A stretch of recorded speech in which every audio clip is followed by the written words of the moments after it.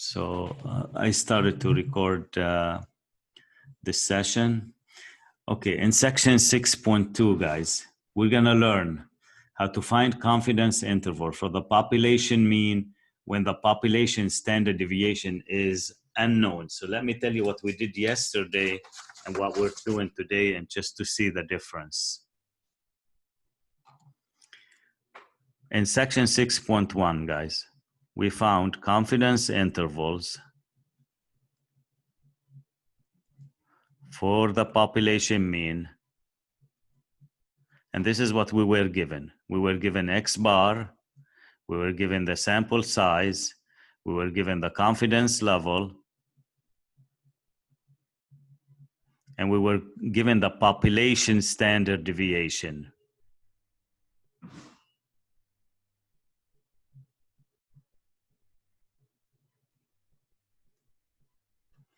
And look how different it is going to be in section 6.2. So what we did when we use technology, we use Z interval. So we use Z distribution.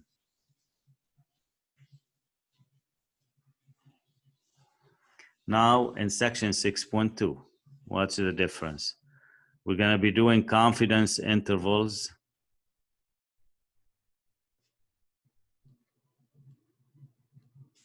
for the mean, population mean. And here's what we're going to be given. We're going to be given X bar. We're going to be given the sample size. We're going to be given the confidence level. But instead of the population standard deviation, you will be given the sample standard deviation.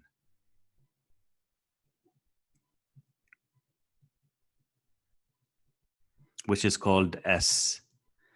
So the difference, guys, between the two sections is in the first one, you are given the population standard deviation. There is a process that you have to follow. In section 6.2, you will be given the sample standard deviation. It's a different process, but very similar to what we did yesterday. So for example, guys, if you're using calculator, we use Z interval to find a confidence interval for the mean when sigma is known. For this one, we're going to be using a different feature. It's called T interval. So I'm going to build up, just the knowledge for this section, and then we'll do some exercises and show you how that works out. But before we do that, I'm going to introduce a new distribution. Let me show you the Z distribution that you all know of. This is the Z. This is 0. This is Z, and this is called standard normal curve.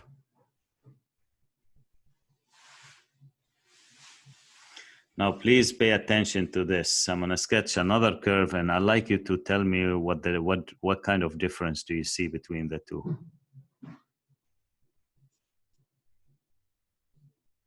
I'm gonna label it as T. Okay. Can you guys tell me if you see any differences in there between the two? What do you notice? The second one doesn't approach the line as close. Exactly. Very good. The second one does not approach, the horizontal axis as close as the other one. That is one feature. It has a thicker tail.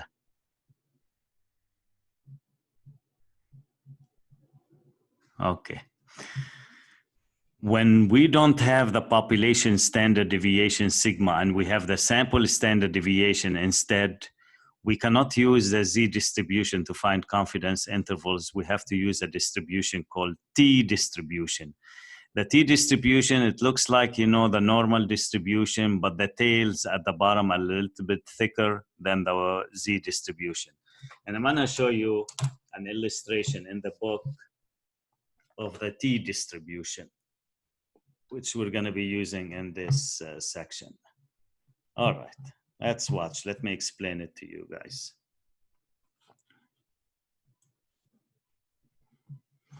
Okay, the blue line, as you can see, the blue one is the Z distribution. You can see the curve is almost touching the axis. But look at the T distribution.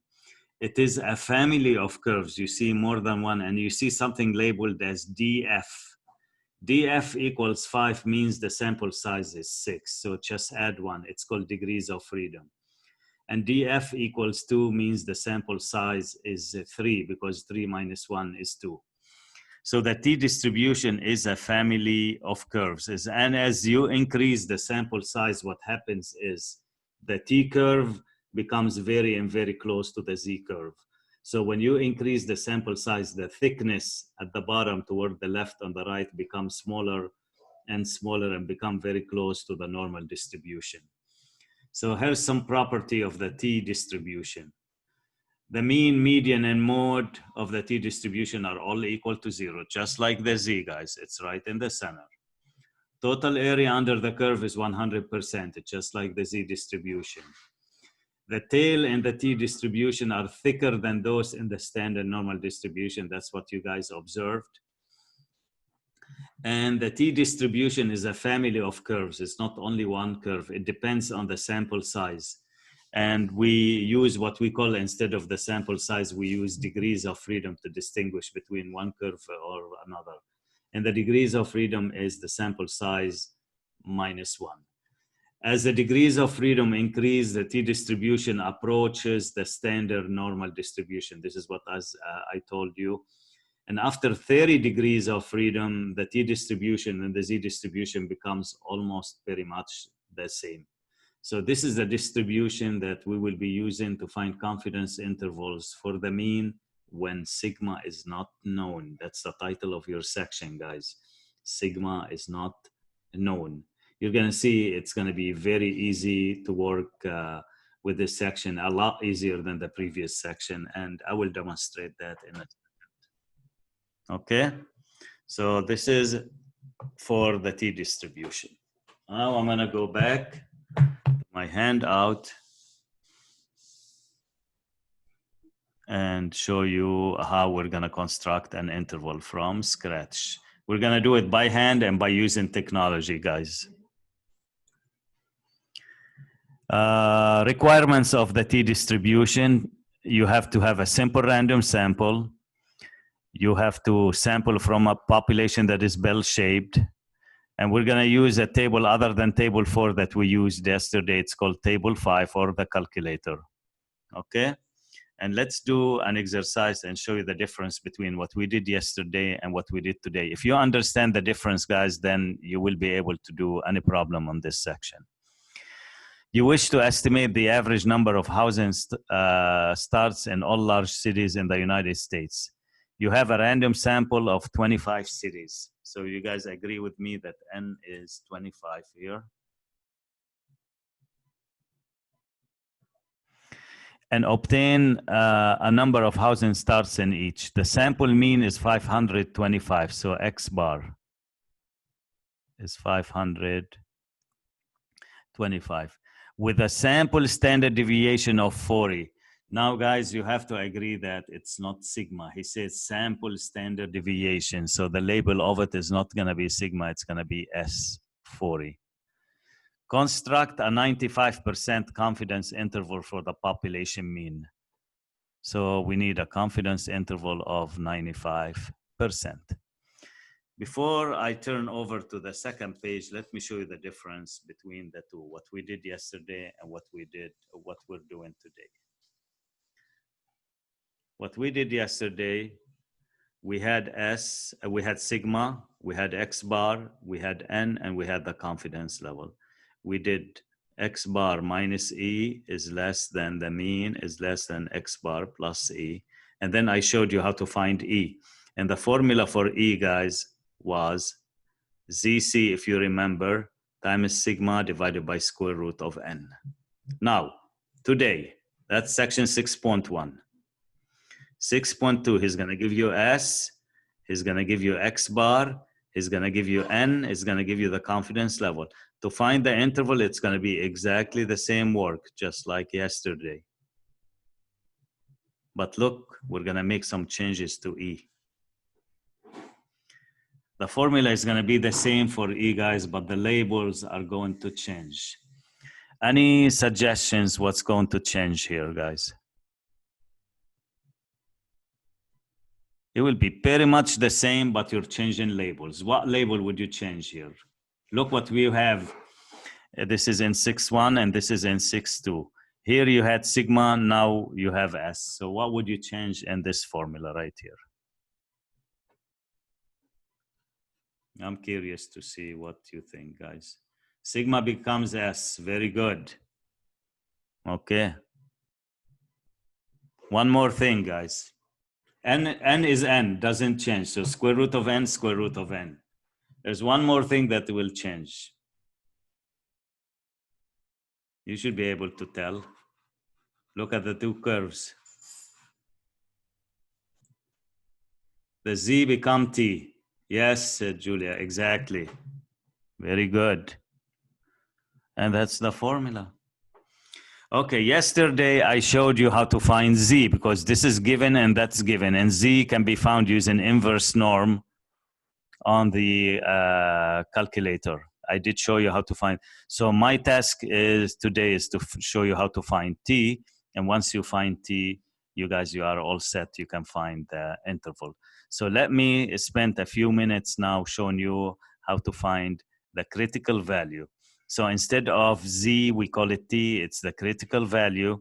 And this is the critical value, guys. If he asked me to do a 90% confidence interval, let me show you what it is here, just a sketch. This is the 90%.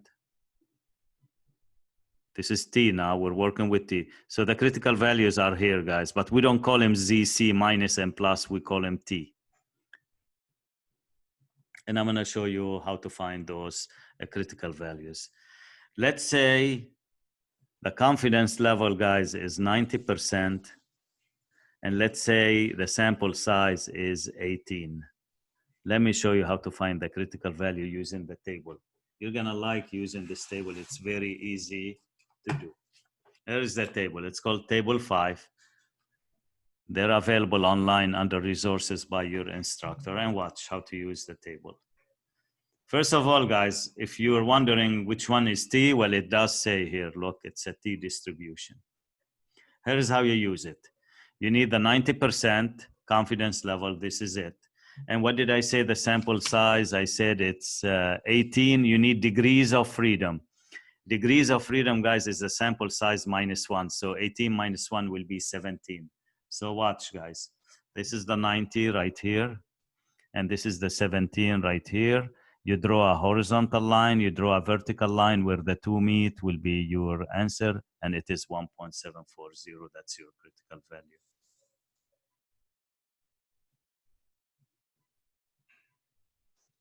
Let's do another one. I'll ask you to do it for me. The confidence level, guys, is, make sure that this is displaying. Okay, the confidence level, I'm gonna make it 95% and N is 10. Can you guys tell me what would be the critical value? So confidence level is 95 and N is 10. Sample size is 10.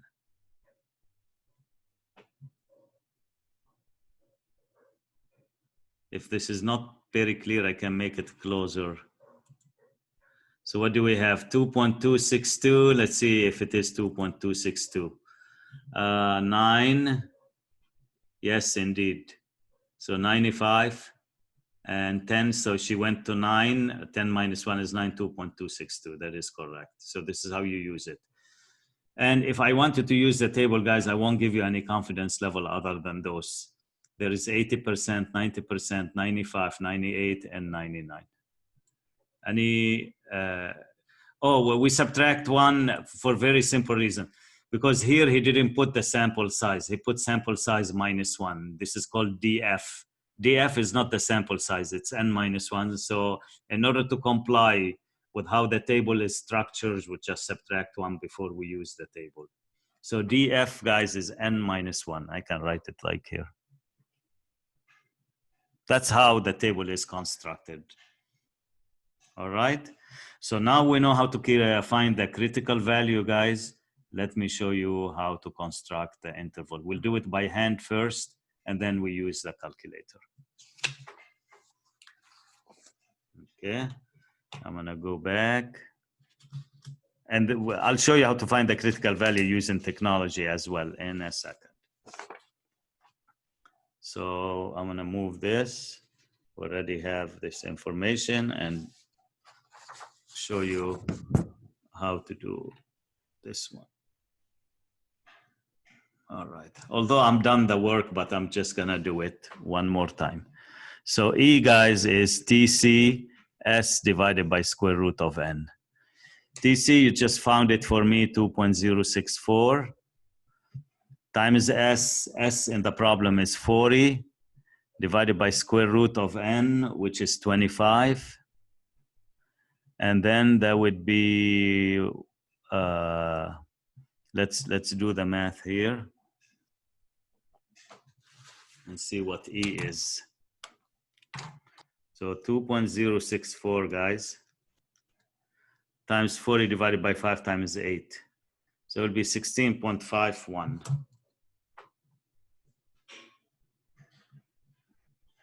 And your mean is X bar minus E and then X bar plus E. You see, same as yesterday.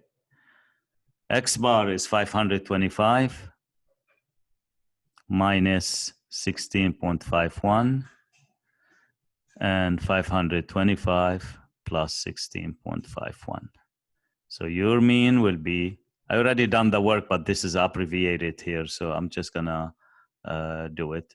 So 525 minus 16.51, it will give me 508.49. And this one, I think I can do that, 541.51. Make a conclusion now. You say, with 95% confidence, we can say that the true mean number of housing starts in all cities of interest is between 508.5 and 541.5. This is how you find the confidence interval by hand. Now, using technology.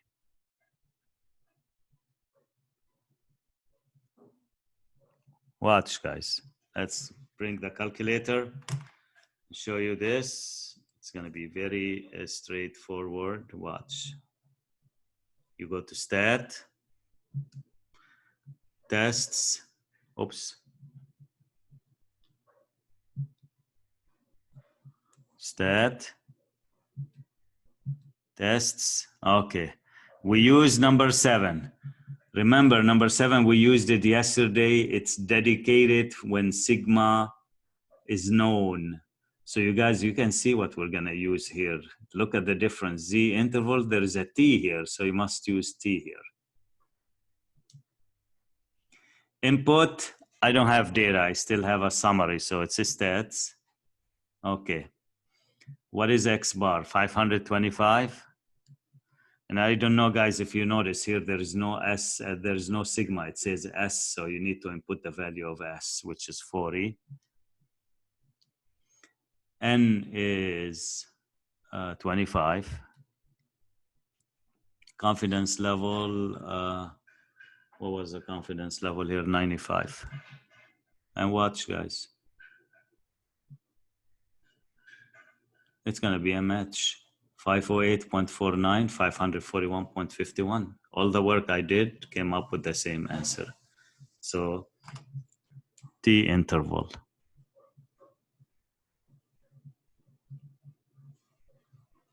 Input X bar, SX, N, and then confidence level. And that's it. That's how we do this. Let's do the next one together, guys. We'll do it by hand and by using the calculator. Example 2. Construct a 95% confidence interval for the population mean. Assume that the population has a normal distribution.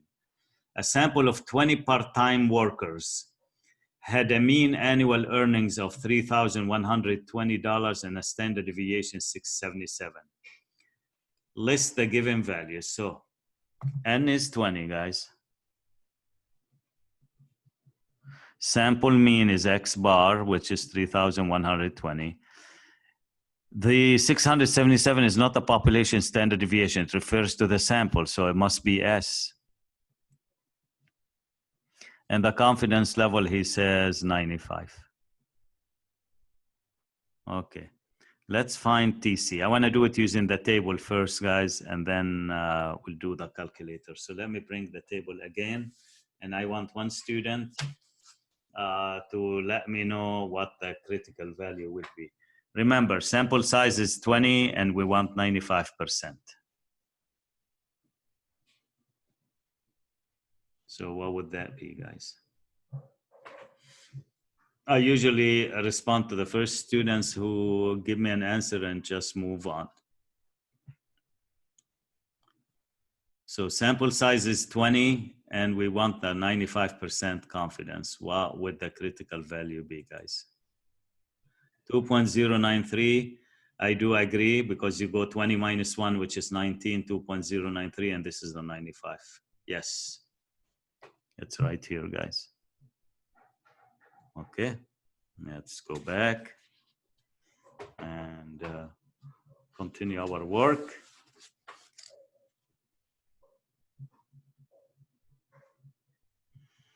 $2.093 times S. You're not required to memorize, the formula, guys. It will be in front of you if you need it, divided by square root of 20. Let's do the math. Okay, I'll do this on the side as I talk to you. Times 677 divided by square root of 20.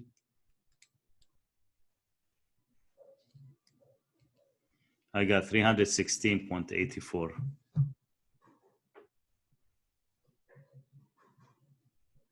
And finally, the interval, guys, you put this, you put X bar, we haven't used it yet, minus 316.84, and then 300,120 plus 316.84. And then you just do the math by hand, by your calculator, whatever you want. 3,120 minus 316.84. I got 2,803 and 16.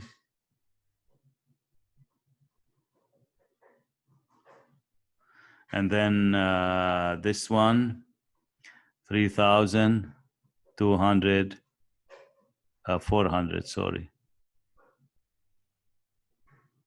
36.84. That's the interval. With 95% confidence, we can say that the true mean earnings is between, he says to the nearest dollar, so it will be $2,803 and $3,437.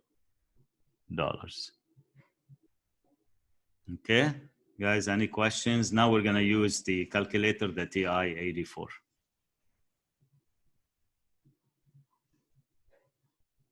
Look how it's T interval again to remind you. Okay, let me go there and show you how this is done. Stat, tests, number 8. Okay, X bar is 3,120. S is 677. N is, what was N? 20.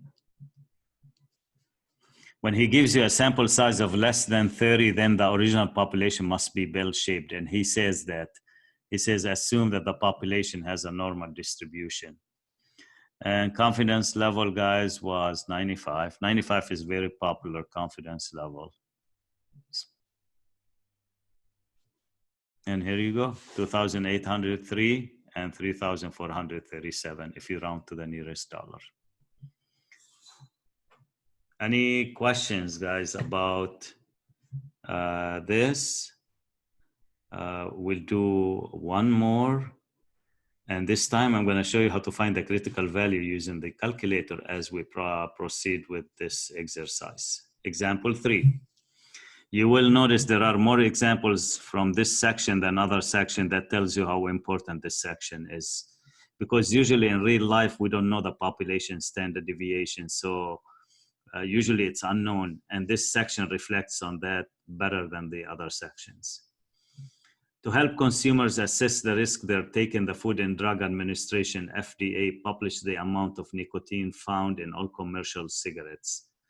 A new cigarette has recently been marketed. The FDA tests on the cigarettes gave a mean nicotine contents of 26.1.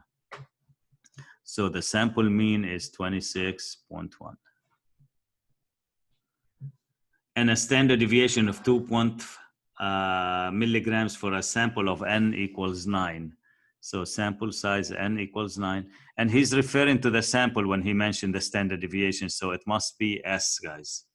The only time where you put sigma when he says population standard deviation. If he doesn't, you know it's S. Then it is a T distribution. The FDA claims that the mean nicotine content exceeds 28.9 milligrams for this brand of cigarettes. And this is the limit, guys. The cigarettes maker, tobacco makers cannot go beyond the 28.9 milligrams. So the FDA is making the claim that their cigarettes are bad. They contain too much nicotine. And their stated reliability was 90%. So they use a confidence level of 90%. The question is, do you agree with the FDA? Well, you cannot just say yes or no before you do some test. So we're going to find a confidence interval, guys. And then based on the confidence interval will tell me whether you agree or not. So let's find the critical value. It's called TC. And let me project the table one more time. So remember, N is 9 and we need 90%, guys. There is a table. If you print it out and have it handy with you on your side, that would help as well, guys, for next time. So N is 9 and confidence level is 90%. What would be the number, guys? I got an orange blinking, so a student has responded. 1.86, I agree. It is 1.86, guys, because you go to 8 and that's 90 right here. Now I messed up the table. I have to use a different one later. 1.86. Okay, margin of error E. It's TCS over square root of N. It's not difficult at all, guys. 8.1.86 times S, which is 26.1 divided by square root of 9. Although I said you can use, probably you're wondering, I said you can use technology throughout, but then I'm showing the work by hand.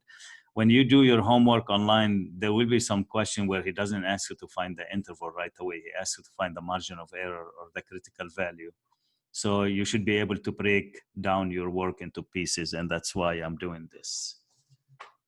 But if it is just the confidence interval, guys, you can do it in one shot on the calculator. Divided by 3, I got 16.18.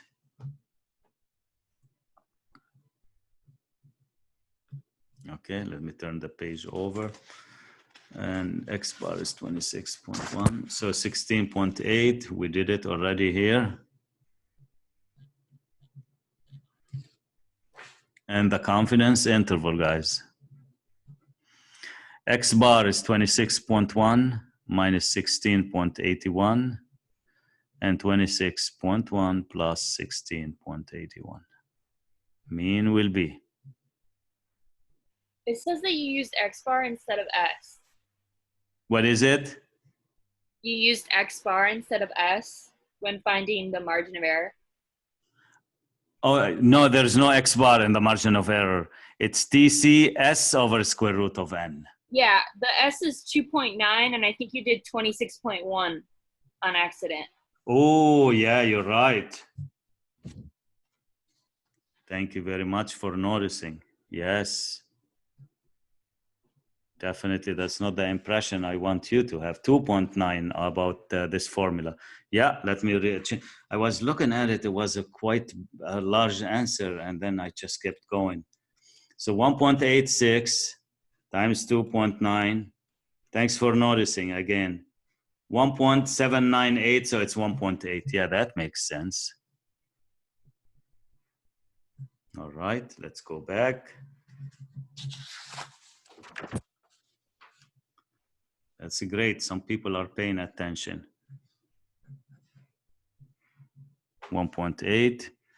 And we're going to change this, guys. 1.8 plus 1.8. Okay, 26.1 minus 1.8 will be 24.3. And 26.1 plus 1.8, 27.8. This is your interval. Now we're going to do it using the calculator, guys, and then we'll decide whether we agree with the FDA or we don't agree. Let's do it on the calculator. Stat, tests. It's number 8, guys, remember. That's the highlight of today's lesson. Stats, okay, X bar, 26.1. S, 2.9. N is 9. Confidence level is 90. And watch, guys. 24.3, 27.89 or 0.9 if you want to make it. Also, it should be 0.9 here. Sorry. 0.8 plus 0.1 will give 109. Okay, so using TI-84, we'll just go to T interval. I'll put the details here. And then you enter X bar, you enter the value of S, you enter the value of N, and you enter the confidence level, and then you hit calculate. It's as simple as that, guys. Not difficult. The only challenge for you, and I keep repeating this, how to distinguish whether you use Z or T interval. Z interval is dedicated, to use when population standard deviation is given, just like in section 6.1. And T interval, you use it when sigma is not given, but sample standard deviation is given instead. I'm gonna keep saying this because that's very important. If students make mistakes on this test of chapter 6, it's just they mix up the two. Do you agree? The FDA says that the amount of the mean nicotine amount in this new cigarette exceeds 28.9. So FDA claim mean amount, I write it down here, of nicotine exceeds 28.9 milligram. Do you agree or disagree, guys? Based on your results. You did a confidence interval. We didn't do it for nothing. What do you guys think? Disagree. Why disagree? Because it says it's less than 27.9. That's right. That's exactly right. Then the tobacco company can write to the FDA and tell them, well, we disagree. That's what we got. We got a confidence interval that says with 90% reliability that our mean is less than 27.9, and you're saying it exceeds 28.9. So disagree because the interval does not exceed 27.9. That's it. Now, maybe the FDA will require that you do another study. You need a bigger sample size, probably. That could be a reason. But for the information given to us, guys, we have to disagree. So not everything done by the FDA is 100% correct. It could be wrong sometimes. Number 4. Okay, guys, I'm gonna pause here for a minute to let you put the data in L1. So you have some raw data, just put it in L1 and we'll continue. Okay, example 4. The grade point average for 10 randomly selected junior college students are listed below. Assume that the grade point average are normally distributed. Find a 98% confidence interval for the true mean, round to the nearest 100. Usually when I give you a raw data set or he gives you a raw data set online, you'll be asked to do the work using technology. So use your TI calculator, first input the data into L1, which we did. Run the t-interval test on your TI calculator. So let's run the test. Stat, tests, t-interval. Okay, now guys, you need to change statistics. Statistics means a summary is given. We're not given a summary, so we need to change to data. Then my data is my list in L1, yes. Take a note, guys, for frequency, you never change this one. It's always at 1. Don't even attempt to change it. You change it, you ruin the entire feature program here. Confidence level is 90, that's what it says, and calculate. There you go. So, did I miss anything here? Probably I did. Let me just double check. I think the confidence interval is 98%. Oh, 98, yes. Because I'm looking at the answer, it shouldn't be. So 98, let's change it. It's good to show you how to go back and change, guys. No problem. That's a nice thing about technology. If you were doing the work by hand, you would have to go back and redo the whole thing. So 98 now. That makes sense. 1.55 and then 3.53.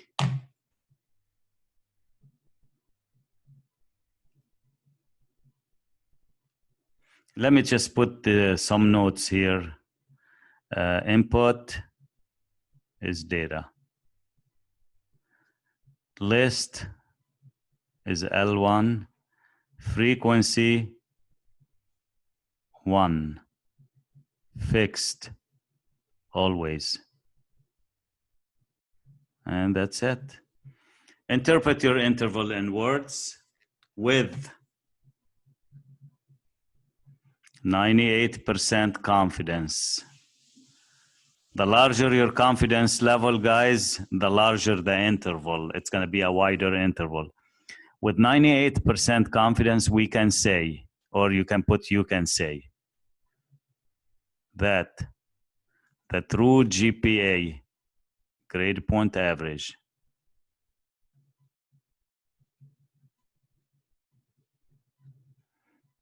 of junior college students is between 1.55 and 3.53. This is the end of this question. You notice, guys, that this interval is very wide. I mean, if you tell me what kind of conclusion you can draw out of it, I can tell you really, I don't know. Because the mean GPA is between 1.55 and 3.53. It could be 1.7, that's not passing. It could be 2.5, that is passing with a C. It could be a 3.2, that is passing with a B. So it's a very wide interval. And the reason why the interval is wide, guys, 2 reasons. The first reason is the confidence level is very high. And the second reason, guys, is the sample size is very small. It's only 10 students. If you put more than 10 students in there, you will get smaller confidence, a narrower confidence. And if you decrease your confidence level, guys, this will narrow down. I'm gonna show you. If I do this at 90%, see what happens, guys. Watch. Stat, tests. You're going to be bored for the next few weeks just using the tests, all tests.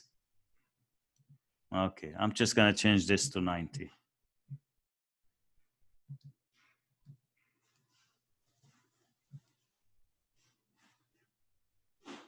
So 1.9 is 3.2. Watch, guys.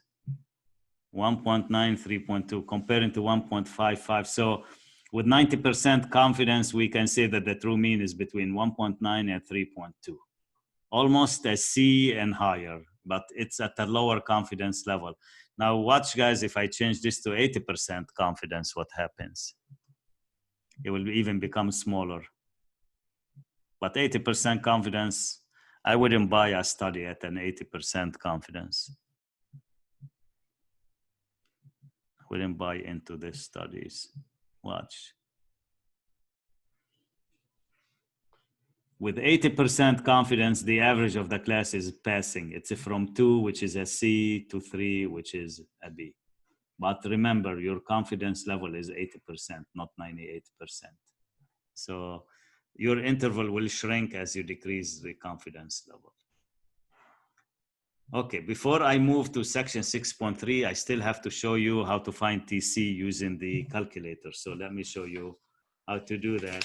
And then you guys can decide whether you prefer to use table 5 or you prefer to use the calculator. It's up to you, but you're gonna see it's an easy process to use a calculator. So that's the next part before we move to the last section. In 6.1, I showed you how to find ZC using inverse norm. In 6.2, I'm going to show you how to find TC using a function called inverse T. Okay, let's see what we did with 6.1 and then just try to match it, just with 6.2. Let's say the confidence level here was 90%. And sample size was 21. And let's say the confidence level is 90% and sample size is 21. Okay, just to remind you guys how we did the critical value for 6.1, let me sketch it and show you where the critical value would be here. You just do 90%. And this is, you have two critical values in confidence intervals, ZC and minus ZC, one positive and one negative. And they're symmetric of each other. So if this is 90%, we decided to split the 10% up into two sides, 5% and 5%. And to find this one, guys, I told you yesterday, you go to inverse norm, you put the area to the left, 0.05, and then you put 0 and 1, and then you find it. Whatever you find here, you just put it there, but with the plus sign. Look, guys, here, it's going to be the same, very much, but different formula. We want 90% confidence. There are two critical values. We're called TC, plus TC, and minus TC. This is 0, always in the center. Okay, what do you need to find this? You go to inverse T. You put the same thing, the area to the left, which is going to be 5%. But instead of 0 and 1, you put the degrees of freedom. And the degrees of freedom here, guys, for this one will be 20. And then you process that on the calculator. But how do you find the 5% without even sketching, guys? This is what I said yesterday. You take 100% and subtract the 90. You get 10. You divide it by 2. You get 5%. Change it to a decimal and put it in the formula. Same thing here, guys. 100% minus 90% is 10%. Divided by 2 is 5%. And then put it in the formula and then put the degrees of freedom after that. Let me show you on the calculator how to do this. The way you access inverse norm is exactly the same way you find inverse T. So you go to second and distribute, and you guys can see it, it's number 4. Number 3 is inverse norm, and number 4 is inverse t. If you have a newer calculator, you will be prompted to enter the area first, so put 0.05 and press enter. But if you have this calculator, just put a comma, and what are the degrees of freedom is 20, close. It's 1.725, negative 1.725, and then plus 1.725. You can use either one, but the book uses the positive part when you do the margin of error, so just use the positive part. Let me show you how this would have been done on the calculator. Not on the calculator, using table 5 that we've been using. There you go. I should get a match. So remember the answer, guys. 1.725 with 3 decimal places. So the confidence level is 90% and the degrees of freedom is 20. Watch. 90% and degrees of freedom of 20. And here you go, 1.725. So it's up to you. You want to use inverse t, fine. You want to use the table, that is a very easy table to use to find the inverse, to find the TC. But if you're using the TI-84 to find a confidence interval, you don't even have to come across TC, you just do the interval. Okay, the last section, guys. Let me see how much time we have. Okay, we still have time. The last section is not to estimate the mean, it's to estimate the proportion, the percent. What proportion? For example, if I want to figure out a confidence interval for the proportion of students who eat breakfast, every day, I can do that and figure out, you know, just a proportion from to what percent of students. In order, so it's not about the mean here, it is about the proportion, guys. P. The requirements in order to run this interval, you have to have a random sample. And this I will explain in a second. And P hat and NQ hat greater than 5. You have to find the margin of error and then write the confidence interval. Okay, let's show you how to do this. And then we'll do an actual example by hand and by using the calculator. So 6.3. Confidence interval for the proportion.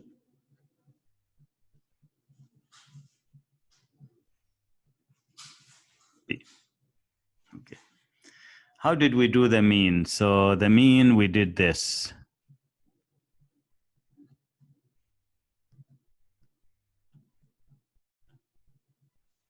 Okay. I'm just gonna change the labels, guys, and show you how this is gonna work for the proportion. Watch. We're not gonna do the mean anymore. It's gonna be a P. Proportion.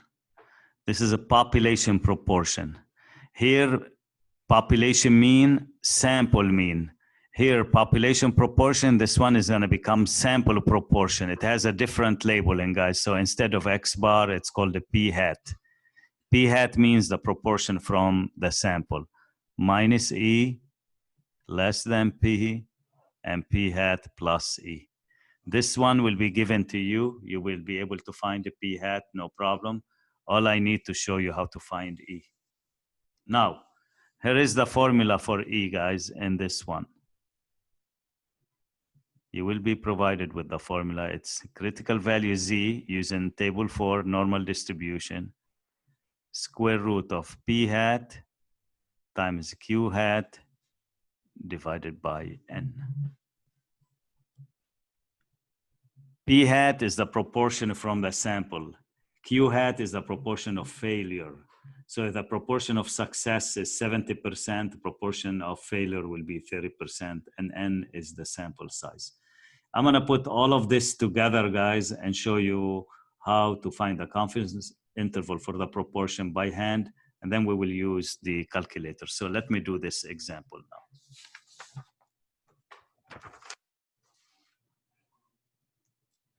Example 1. A survey of 500 non-fatal accidents. So N is 500.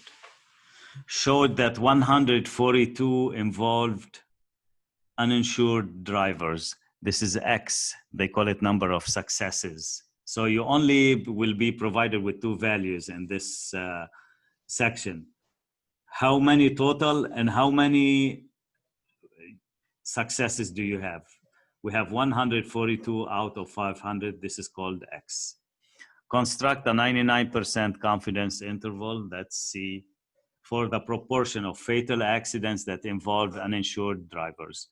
Round to the nearest thousands. So state the values of the sample size. So N is 500, guys. Number of successes is always X, which is 142. And the confidence level is 99%. That's all I need. Let's go to the next part.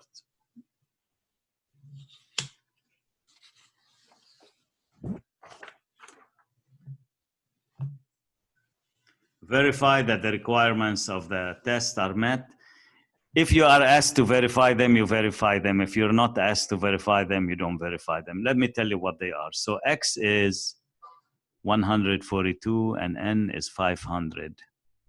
If you divide, so 142 out of 500 were uninsured drivers. If I want to find their percent from the sample, guys, so I'll just do this, X over N, which is 142 divided by 500, which is 0.284. This number, guys, is called a p-hat. So this is the sample proportion. Q-hat, let me write it down. It will be the complement of this. So 1 minus 0.284, which is 0.716. So to verify that the requirements are met, you have to do N times P-hat and check if it is bigger than 5, and N times Q-hat and check if it is bigger than 5. Let's see if this is the case. If you multiply 500, guys, by 0.284, definitely you're going to get a number bigger than 5. So that checks. And if you multiply 500 by 0.716, you'll definitely get a number bigger than 5. So we're ready to go with the test. Okay, we need to find the critical value for E. ZC, I said using table 4 or using TI 84 if you like. So ZC equals inverse norm,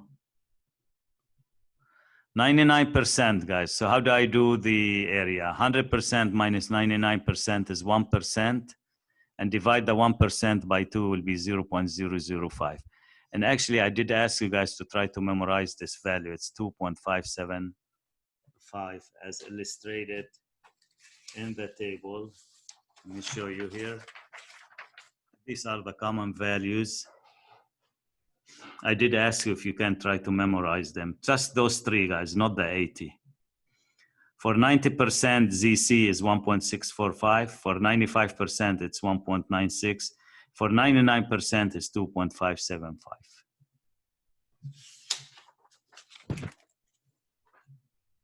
All right. So now ZC, guys, equals 2.575. You will see now once we use the calculator, it's a lot easier than this. P-hat is 0.284. Q-hat is 0.716 divided by N. That's the formula. And again, you don't have to memorize this formula. You will be provided with this formula when you use it. So let's see how to do this. Okay, let's do this. So I'm going to do the square root first of 0.284 times 0.716 divided by 500. I get an answer. And then don't forget you have to multiply by 2.575. Okay, I got 0.052 if I round to 3 decimal places. And this is a P, guys, not a mean. I made a typo here. So P is between. P hat, you did it already at the very beginning, 2.84 minus 0.052 and 0.284 plus 0.052. So P is between. You just do the math. 284 minus 0.052. I got 232 guys here. And for this one, it will be 0.284 plus 0.052, 336. And here's your conclusion before we use the calculator. With 99% confidence, we can say that the true proportion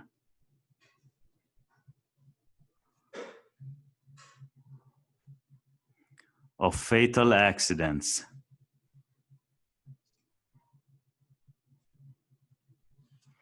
involving uninsured drivers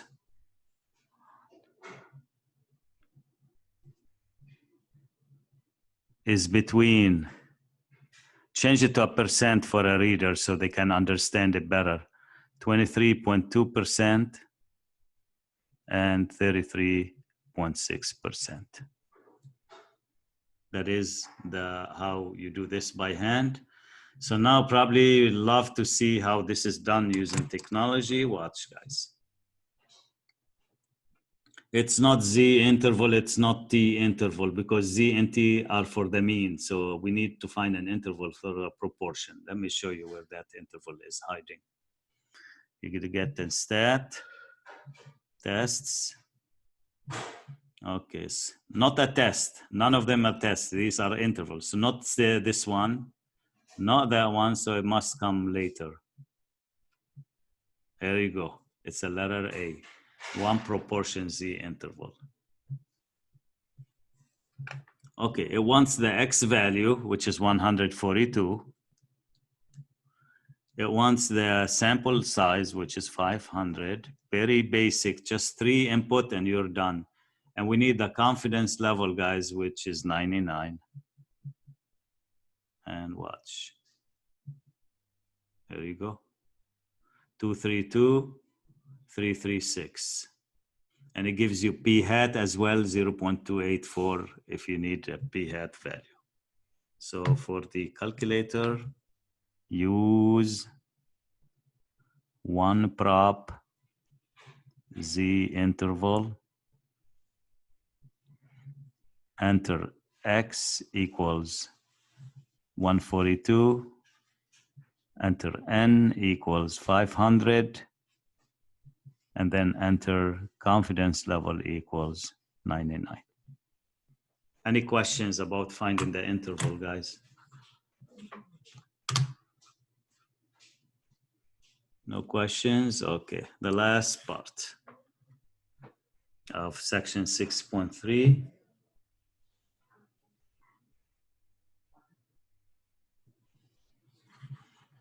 It's finding sample size. A researcher at a major clinic wishes to estimate the proportion of the adult population of the United States that has sleep deprivation. How large his sample should be in order to be 99% confident that if he made an error, it wouldn't be more than 5%. Confident that the sample proportion will not differ from the true proportion by no more than 5%. So you guys agree with me that we are given the confidence level, which is 99%, and we are given the margin of error to be no more than what? 5%, which is 0.05. Okay. Now he wants the sample size, how large a sample must be. So he wants N. Well, guys, we have this formula for E that we used. And I'm not gonna go through the algebra here.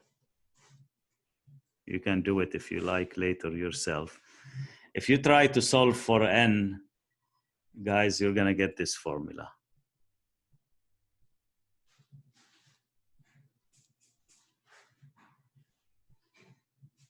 So this is just doing some algebra. You're gonna get p hat times q hat times this. So this is the formula for n. I'm gonna use it. So this is the formula for n you use when you work with proportions.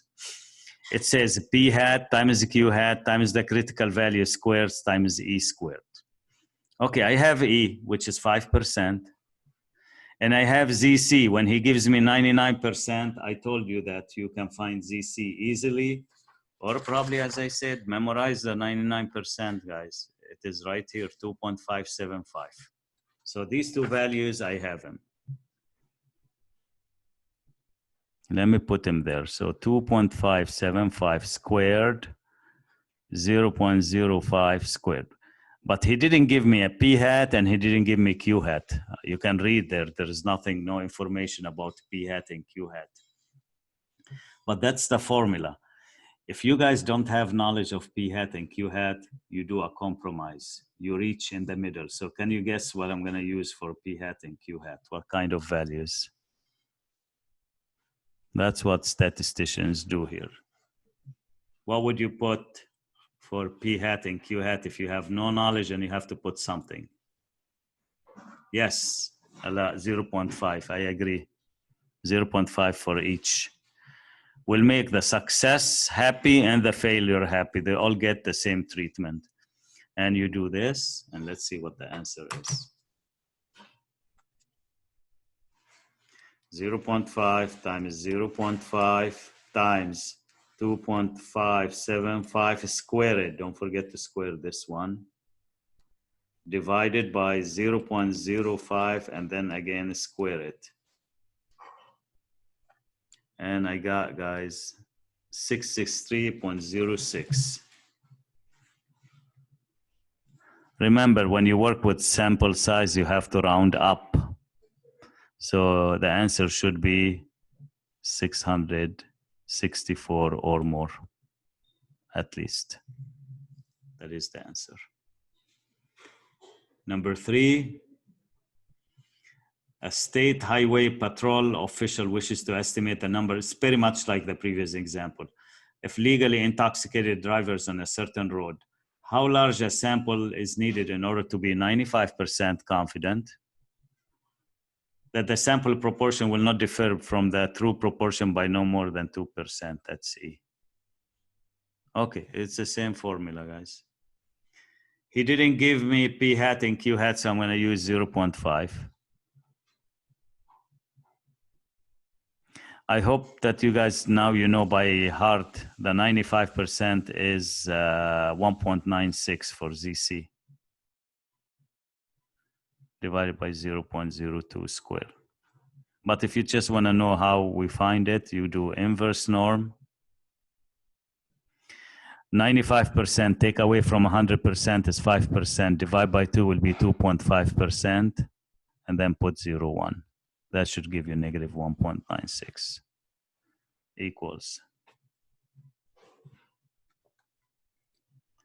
0.5 times 0.5 times 1.96 squared divided by 0.02 squared. I got 2,401. That's a whole number, so I'll just leave it. For part B, he says, repeat part A, assuming previous studies found that 75% of the drivers were legally intoxicated. So now we have a prior knowledge of P hat, which is 0.75%. So the formula is going to be, guys, we know now P hat, so I don't use 0.5. It's going to be 0.75. And can someone tell me what Q hat would be if the probability of success is 0.75? Yes, thank you, guys. Times 1.96 squared divided by 0.02 squared. And let's do the math. It's going to be a smaller sample size for sure. So if I do the math, I get 0.75. You can do it with me, guys. 0.25 times 1.96 squared divided by 0.02 0.02 squared. I got 1,800.75. If this was a multiple choice, you don't choose this one. You have to choose a whole number. So always round up. And this round up to 1,801. That is your answer. I put the formula here. And then I worked out another example, guys, similar to this one. So you can view this later. What I'm gonna do before I wrap this up, I wanna do one more example on the proportion. So let me find one, which is number 4. And tomorrow, guys, we can do the rest of the problem while reviewing for the test, and we'll do a few more as well. So I'll have a few exercises ready for you tomorrow. A survey of 865 voters, so that's N, reveals that 408 favor approval of an issue before the legislator. So that's X. Remember, X are the ones who favor what you're trying to do. That's why we call it number of successes. Construct a 95% interval. Okay, let's use TI 84.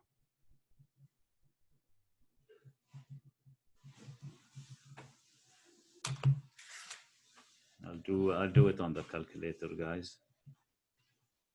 And then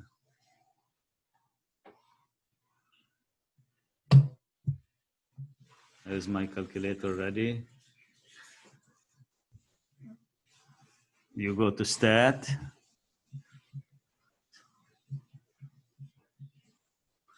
Not this, it is that one. 1 prop Z interval.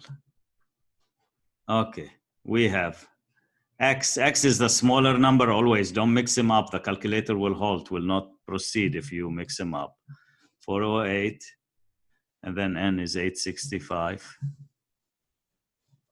Confidence level, guys, you have to do it at 95%. This is 95%. There you go. Let me write it down. 0.438 and 0.505.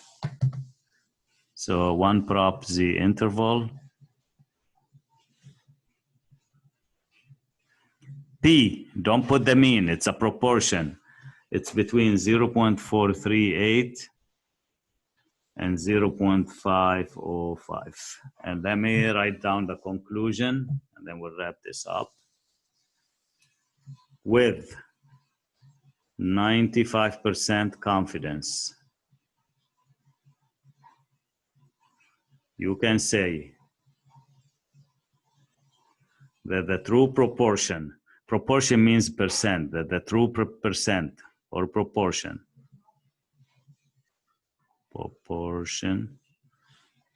of voters who favor approval of an issue before the legislator. I'm just copying from the problem itself, is between.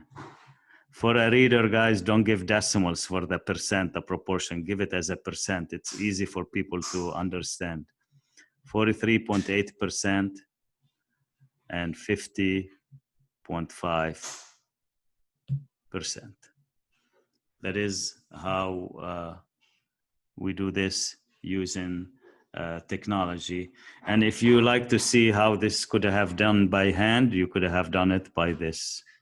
P is P hat minus E, and P hat plus E, and E is this formula. I will provide this formula if I wanted to use it. P hat, Q hat over N. Okay, ZC. It's a 95%. Do you guys know by heart now what's ZC at a 95%? We used it a lot today. Anyone can tell me without looking? What would that be? Starts with 1. 1.96. Yes. 1.96. That's ZC. And what is P hat? Can someone tell me what do I do to find P hat? Because the formula requires that we do some primary work first. P hat would be what, guys? X over N. Okay, so it will be 408 divided by 86. So it's more work when you do the work by hand, definitely. Let me see what the work answer is. Then I'll stop, guys, once I put those information in there. I got 0.47. And Q hat, guys, for your information,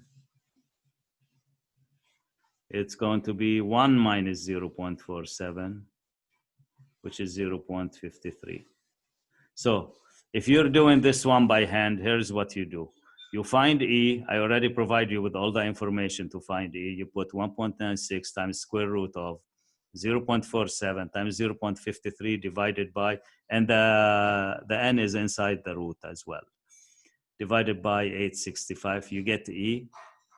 Then you come to P hat, guys, which is 0.47. You subtract E, and 0.47, you add E. You must get exactly this. It should match. This is it for today.